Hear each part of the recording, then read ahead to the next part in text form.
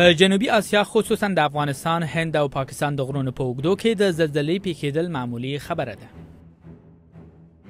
ولې د افغانستان شمال ختیځې برخې لوړې او غرنۍ دي؟ ځکه هند آسیا په لور فشار واردوي او د عربستان له طرفه هم تر ځمکې لاندې فشار واردېږي، نو د دغو فشارونو ترکیب د افغانستان ځمکې لوړې کړي دي او غرونه جوړوي. جان تیبر په امریکا کې د زلزله پیژندنې د څېړنیزو ادارو د مرکز غړی دی. د هغه کار د زلزلو او د هغو د موقعیت او اسبابو څېړل دي. که چیرې موږ افغانستان ته وګورو، پوهیږو چې د ځمکې د قشر د ټوټو یوه لیکه دلته او دلته غځېدلې ده، نو افغانستان سم د قشر د یوې ټوټې پر پولې پروت دی او له همدې امله په دې هېواد کې زیاتې زلزلې لیدل کېږي. که څه هم د افغانستان زلزلې وړې او یا متوسطې وي، خو دا هېواد د تاریخ په اوږدو کې د سترو او ویجاړونکو زلزلو شاهد هم پاتې شوی دی. آیا داسې ځپونکې زلزلې به بیا هم افغانستان کې پیښې شي؟ اوس مهال په افغانستان کې ګڼ شمېر ځمکنۍ خلاوې موجودې دي چې له یوې مودې راهیسې فعاله نه دي پاتې، خو نوې نقشې ښیي چې دا خلاګانې په واضح ډول بې ځای شوي، نو هره شیبه دا امکان شته چې دا خلاګانې وښویېږي. د زلزلې ځواک د ریکټر په کچه اندازه کیږي او د زلزلې د شدت د اندازه کولو آلې ته سایزمامتر وایي. دا سایزمامتر په 1990 کلونو کې کارېده، خو نوی سایزمامتر بله بڼه لري او کارتیا یا دقت یې ډېر دی. سربیره پر دې داسې عصري ماشینونه هم جوړ شوي چې عاجل معلومات په ګوتو کولی شي.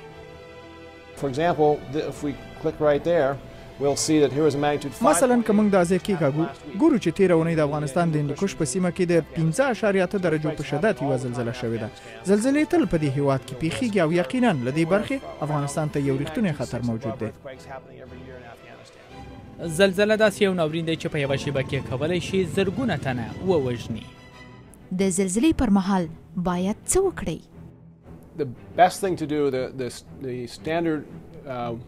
تر ټولو ښه او معیاري کار چې موږ یې د خلکو غواړو ترسره کړي عبارت دی له کېناستل، ځان پوښول او کلک نیول.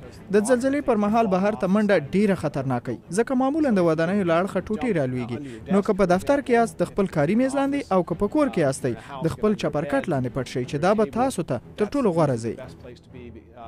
یوه مشهوره خبره ده چې وایي وقایه له تداویه ښه ده، نو بشر باید د ناورینونو سره په مقابله کې چمتووالی ولري.